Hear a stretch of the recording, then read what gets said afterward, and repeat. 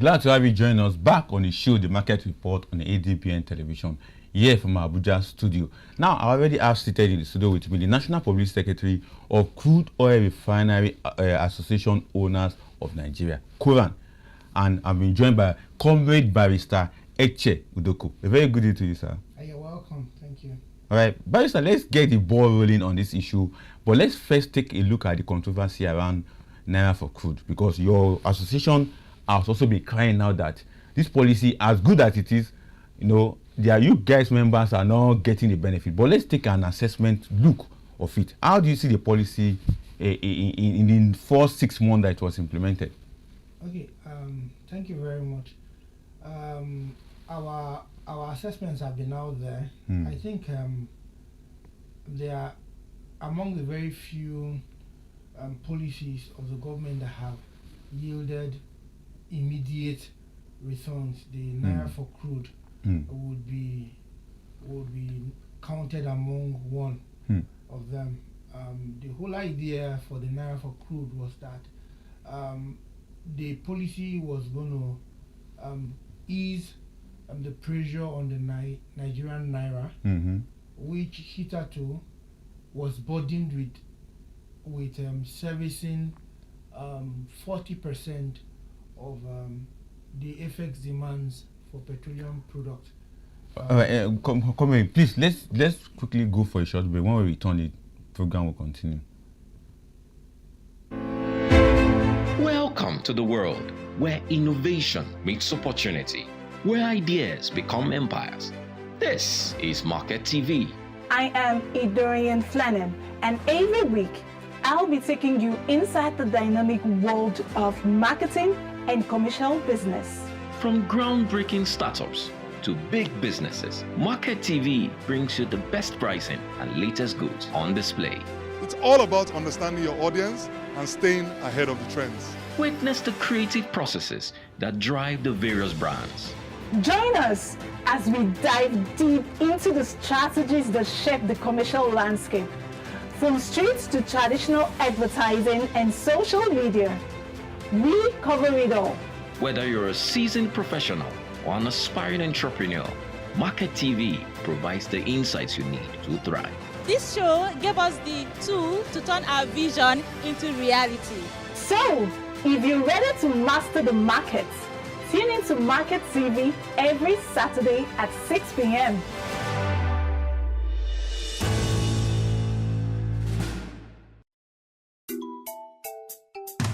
In the heart of Uyo, 2 young women with big dreams and even bigger egos are about to turn everything upside down. Meet Mfong Eyo Dudu, aka the brokest rich babe in Akwa Ibom, and Mena, the worry girl who's convinced she's Uyo's finest. Thrown together by fate, they are living the dream and trying not to kill each other. In a city full of hope, hustle, and hilarious missteps, they'll learn that sometimes the only way to make it is by sticking together. But it's so hard not to lose hope. I know. Akpo Songudong, when everything's already wrong, what can possibly go right? And with their band of crazy friends and flatmates. I was joking earlier. I'm your landlady. You are the caretaker. All you get is more spice, more drama, more laughter. I was gisting with my brother. yes, I have a new brother. Lots of brothers doing it.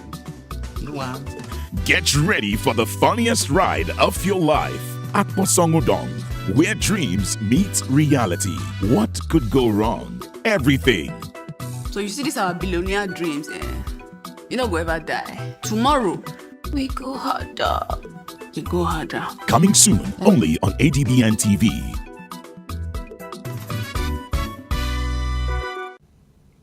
Glad to see you there watching us live from our Abuja studio, ADBN television, the Market Report. And I see I've seated with me here in the studio, Comrade Barrister Eche Idoko, the National Publicity Secretary of Crude Oil Refinery Owners Association of Nigeria, Quran. Comrade, you are trying to say something in regards to the question and asked about the assessment of the implementation of the Naira for crude policy. Yes. You can go ahead with your point. Yeah, the first 6 months of this policy, I would rate it a very, very huge success. In fact, it had had the most impact in ameliorating the harsh challenges that have attended the removal of petrol subsidy. We have seen the naira stabilize in that 6 months. From your report, when I walked into the studio, you could see yourself that the naira had improved in its performance against the dollar. This is has directly related to what had happened with the naira for crude policy. We have seen a constant reduction in the pump price of petroleum products. It is not unassociated with the naira for crude policy, and of course this ultimately have culminated in us seeing the inflationary figures in the country reduce. So the naira for crude in the last 6 months, I would say, has been successful, and this is in spite of the fact that it was partially implemented, because the naira for crude was supposed to be for all local refineries, albeit since it was starting as a pilot program, it was starting with only the refineries that were producing PMS. And in Nigeria, among the modular refineries, at the time when the policy started, only Dangote refinery was producing PMS. So only Dangote refinery was eligible to enjoy the naira for crude at the time. It was believed that the second phase would see the introduction of the policy to other refineries who are in the space of refining heavy fuel, naphtha, AGO, which, by the way, is what heavy articulate vehicles use, and that would directly, affect price of commodities from the hinterlands into the market, and that would directly affect food inflation and ultimately headline inflation in the country. So I would say, in a nutshell, that the naira for crude in the last 6 months has been quite successful. I really love your submission, quite successful. But it has been implemented without its own controversy. We have seen the back and forth argument from the Dangote side, the NNPC side, whether there are self-aggrandizement interests. I put it that way, self-aggrandizement interests, talking about self-interest of some parties within that corridor. But let's quickly focus on your side in terms of local modular refineries. What has been happening to them since the period most of them started? Because we have a report whereby it has to do with issue of technicality, issue of funding, issue of not having ability to be able to absorb whatever the government want to give them in terms of the crude oil. But from your own end as an association, what really is the challenge of your members in this regard? Okay, so I would want to modify the question a bit, and in answering, I would want to avoid the dichotomy between the modular and the conventional. Exactly. Because it has always been deployed for people who would want to make case against local refining in Nigeria to distinguish between the conventional refineries and the modular refineries. The whole idea is that it's all about domestic refining, right? Exactly. And they're all in the refining space. So it's the same thing. What applies to one applies to all. It's quite pathetic that in the year 2025, we are sitting down here to discuss as to whether local refining is viable or not viable, or whether they should be supported or not supported. If history serves us well, between 2011 and 2015, the petroleum crisis in Nigeria had reached a crescendo, and we were held by the jugular by elements who were involved in importation of petroleum products. The uncertainty in the global market was directly affecting us, and it came to a stage where the government almost could not, sustain payment of subsidy and the importation of products. There were reports here and there that NNPC was owing marketers and all that, and then we had the whole subsidy crisis that led to the famous protest. January 12th. Yes, protest. And then it was at that point that some people, some private sector operators in Nigeria in the downstream sector took the bull by the horn and said, see, we have to rescue this country. And in our own little way, what we can do is to see that we can put our money where our mouth is, and then coming into the midstream space and begin to refine. Initially, the government licensed about 25 refineries, albeit as modular at the time to start. Not all of them started immediately due to some of the challenges that you have highlighted in your report, and I'm sure as our conversation goes on, we're going to be talking about that. But a few people came in with zero incentive from the government, with zero support from the government. And at the time they came in, and when the government saw that these people were serious, it was a departure from those licenses that they had given before during the early days of the Obasanjo regime. The government, of course, through then the DPR, and I must point at this point that the DPR was very, very instrumental in supporting the on-stream of these refineries. That saw the best of the likes of OPAC, that saw the best of Walter Smith, I must add. Exactly. Very importantly, and the port came in, by the way, there was a Edo refinery. There was Aradel, who was actually the pace setter. Aradel started as a 1,000 barrels per day refinery, and in fact it started at the time when we had a crisis. So when Aradel came in, they started as 1,000 and now they ramped up to 11,000, and I must add they are actually preparing to also inject PMS on the line, and then they also want to scale up. Walter Smith is also increasing capacity, which shows that it is that the refining market is a very, very viable market. And these are refineries that are not producing all the nameplates for petroleum products, but they are doing this well. And it was a secret that was kept for a very long time because the merchants who import products into the Nigerian market were making a kill. So they didn't want our local refineries to succeed. At the time it became obvious there was a global financial crisis. It was beginning to affect us, and there was a need for us to build some level of buffer. And the only way we can build buffer was to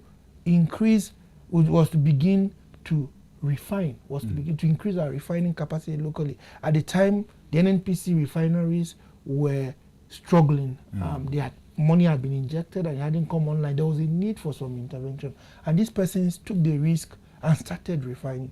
Today, Nigeria has all of a sudden jumped into the conversation when we are talking about refining of petroleum products. In fact, recently they said the economy of Nigeria is projected to grow by 3% just because of the Dangote refinery factor.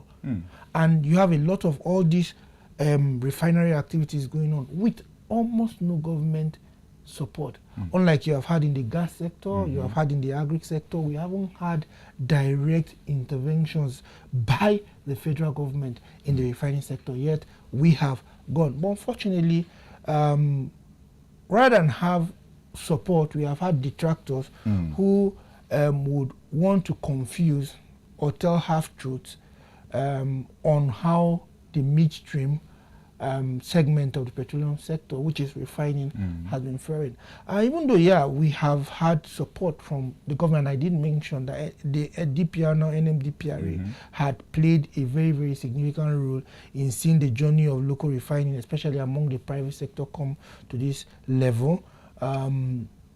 We've still had people who are bent on twisting the narratives to suggest that it's either we don't have the capacity or that it is not viable to refine in Nigeria. And from what you have seen in the last 6 months, since the Naira for Crude was introduced, since Dangote came on stream, since the likes of Aradel and Walter Smith came into the refining space and all and co, you have seen how the market has changed, and the facts speak for themselves. The modular refinery is the way to go if Nigeria would have to get energy sufficiency. I think I love your last submission. The modular refinery is the way to go. I also read a report whereby the minister himself was even calling for regional development and establishment of modular refinery, which he pointed out that in Niger Delta alone, I think we have majority of this modular refinery in Niger Delta. But let's take a look at one of the calls that you made to the government, your organization made to the government, that we should have a refinery intervention fund.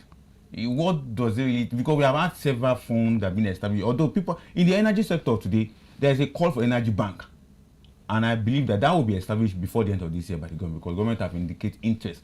Won't that also be part and parcel of this refinery intervention fund that you guys are asking for? Well, the call for the intervention started, there's a background to it. You know, the refinery project, it's not a small project. They've built a 5,000 barrel per day refinery, for instance, now.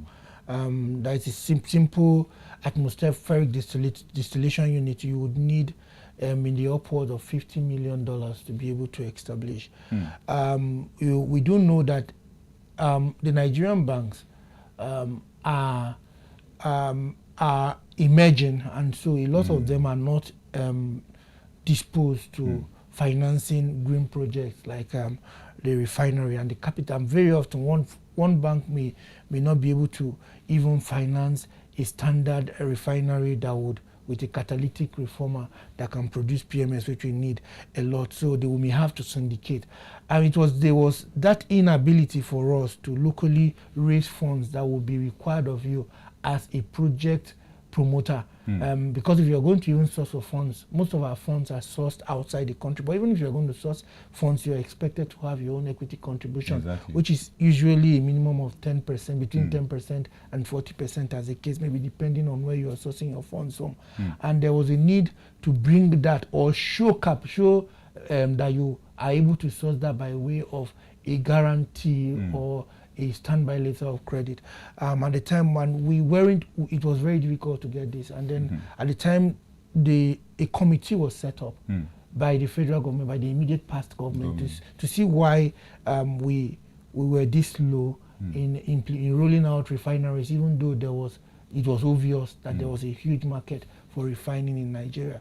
And then part of the recommendations from that committee, which I was there's interministerial committee of which I was also a member, was that a fund should be set up to take care of the demands of the equity demands for the promoters in Nigeria. And so they looked at the fact that there were pockets of funds that we could access, either from NCDMB, there was funds there, Bank of Industry, there were one or two funds, there were attempts, but they were not unlike what you have in the gas segment, or what you have had in the upstream, or what you have had in the agri sector, where you had the Anchor Borrowers Program, or what you have had even with the Manufacturers Association of Nigeria, where they have had special funds for them. They had not had any of those funds for the midstream. And it wasn't strange. Before now, midstream was purely run by NNPC. Exactly. And so the IOC. The IOC at the point, and then they exited and it became NNPC strictly. So it was government driven. By the time you have private sectors coming into it, so it was novel, it was green. And then the committee at the time thought in their wisdom that it would be good to set up a fund. And it's interesting that document was, when the document was generated, it was approved. The minister at the time, the Minister of Petroleum at the time, saw the ingenuity in that document and approved it. Part of that document also was what recommended the Naira for Crude policy. And then also recommended that even NNPC as a body should begin to partner and take equity in private refineries. And we have seen some of these bits of them. We understand that you can't implement all those all at once, but there's a need for you to continue to implement, especially those ones that are very, very serious. One of them is the Naira for Crude, and the other thing is the issue of the intervention. So that was where the conversation on intervention funds came from. And even though it was approved, we have not had a lot of conversations around this. We're hoping that you did mention the Energy Bank. Nigeria presently hosts the headquarters of the African Energy Bank, and we are hoping that as time goes on, the Honorable Minister has been very, very supportive, and he has been very, very vocal in the government's desire to see Nigeria become a refining hub for petroleum products. And we want to hope that with him and the body language of the government, we would see them work something towards giving interventions to see more refineries come on stream. We want to begin to dictate what happens when it comes to price of energy in Africa. And the thing is that other West African countries, other countries within the sub-region are looking up to us to do this. Just with Dangote alone, you're already beginning to see the traffic in terms of petroleum products. There's a movement from what holds sway from buying products in Europe to come into the West African waterways to Nigeria to buy products. And what you can only just imagine what happens when some of the 15 more active refineries are under construction, come on stream and they begin to produce. The advantage to the Nigerian economy is better imagined than described. Sorry to cut in, there are some people who are against it. Even people in that industry players, for instance, Depot Owners Association of Nigeria, kick against Naira for crude. I've been trying as much as possible to bring the spokesperson of the depot owners, although he has not said he's not coming, but we are still in conversation when he will come on the show. But from his own angle, the argument is that he has a way of affecting FX. But there's an argument that it has already helped FX to be stabilized. But what is the position of Quran on what the depot owners are saying? So let me explain to you how just a simple notion so Nigerians viewing can understand. So you have 10 refineries. Maybe they want to buy 10,000 barrels per day, 10,000 barrels every day to run their refineries of crude. And you say, okay, you have to pay me in dollars. Dollar is not our national currency, so I'll have to go to CBN or to go to any other source, bureau de change to buy dollars to be able to pay. And you know what happens? The value of Naira is a supply and demand market. So what drives the value of a currency is demand. Imagine if you do let's say you're buying at $67 per barrel and buying 10,000, you have 10 refineries that are buying that every day. Imagine what will happen to the value of the Naira. It will create so much pressure that the Nigerian Naira will crash. It was in the spirit of this that stakeholders met at the time and said, you know what, we're not saying that you should give us the crude any cheaper than what it is in the international market. We're just saying that, look, let the medium of exchange, because we are producing locally, and the component that we're saying that it should be Naira is not the total component, it's just the component that will be consumed within the country. That you should sell that in Naira so that we don't have to put more pressure on the Naira. Remember, one of the reasons why the import, the crisis around importation of petroleum products was because of the demand on FX. That was what created the challenge in the first place. So if you want to solve the pressure on Naira, and then you are saying, okay, we should still buy a component which is produced inside the country in dollars, it doesn't exactly make sense. That was why we came in. We did discover that it's not as straightforward as it looks. There were some technicalities, and we knew that there was a way around it. We can put CBN in the conversation, we can put the producers in the which is happening because in the interface we had with OPTS, anchored by the NUPRC, these conversations were tabled. And I can tell you that even there are IOCs right now who are willing to have conversations on the Naira purchases. Because we need to be practical. And the practicality is that if you want to continue in FX, you are not solving any problem. And we have seen in the 6 months that this policy had been implemented, we have seen the Naira stabilize. At a point, Naira was bubbling. We were almost buying Naira at 3,000 Naira to $1. Exactly.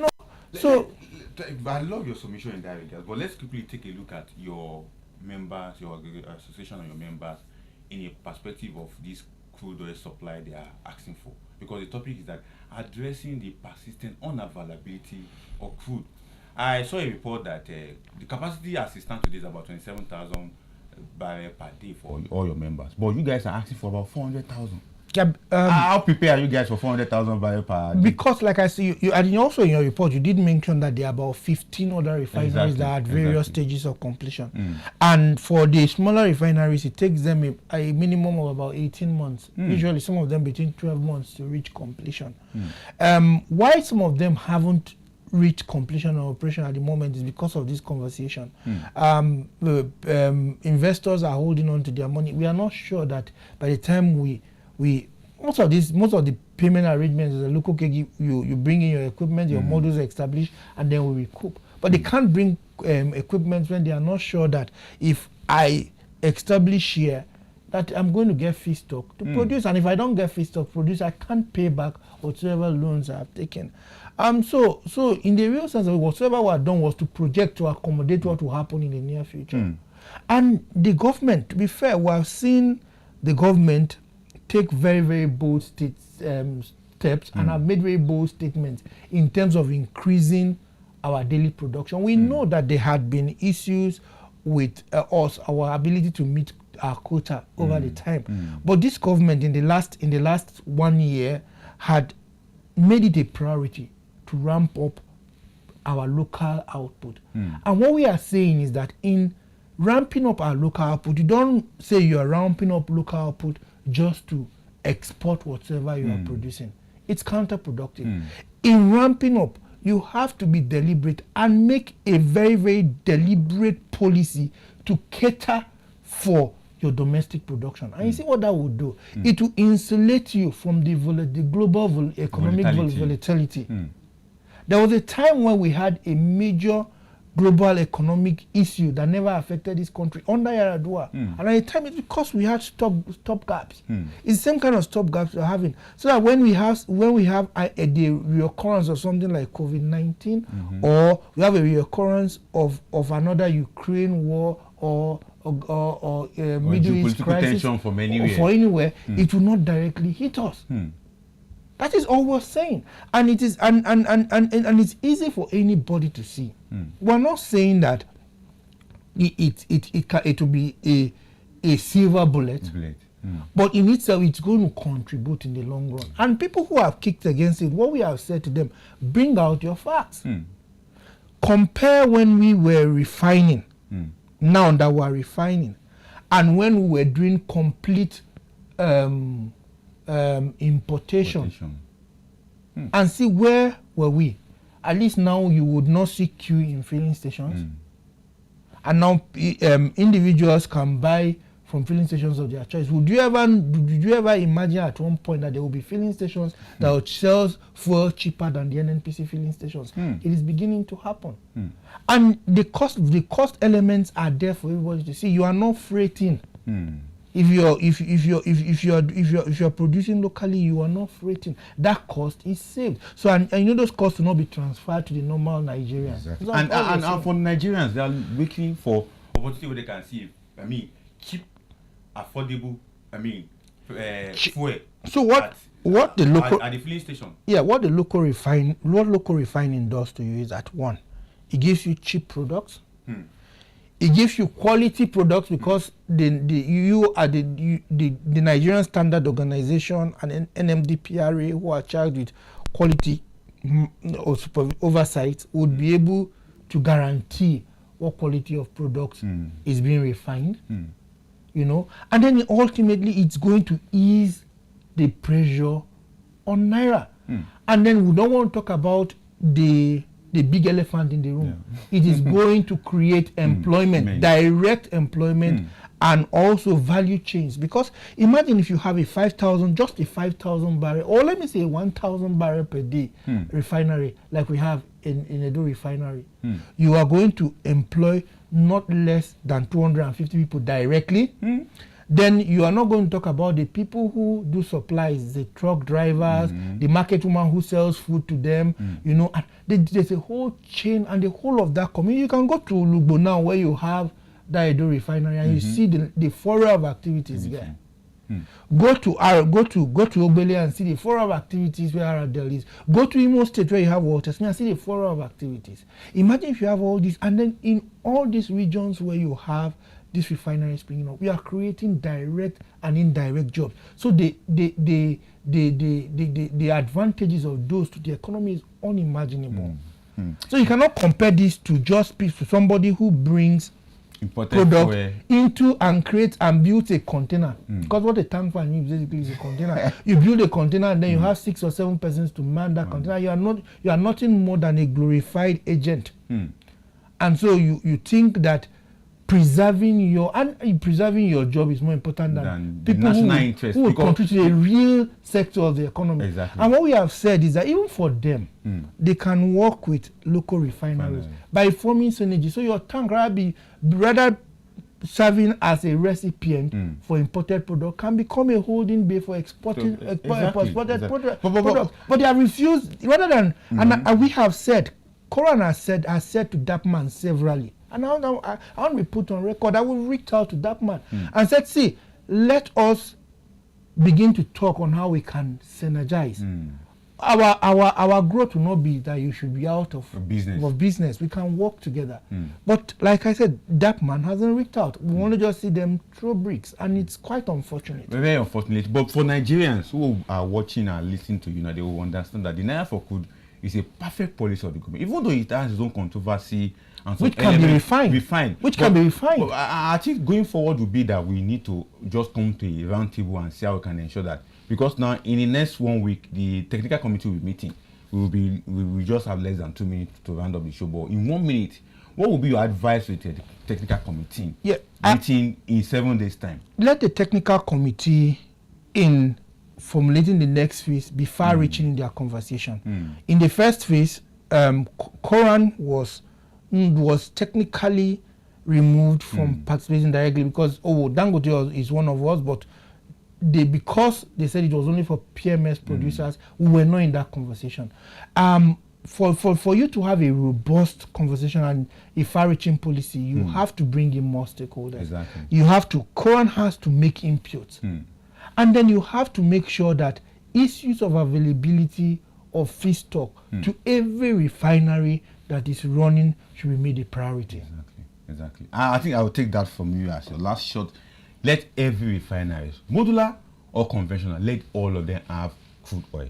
Because most Nigerians have applauded the Naira for Crude oil policy of the federal government in Nigeria. And we have seen a difference between what we had now and what we had in the past.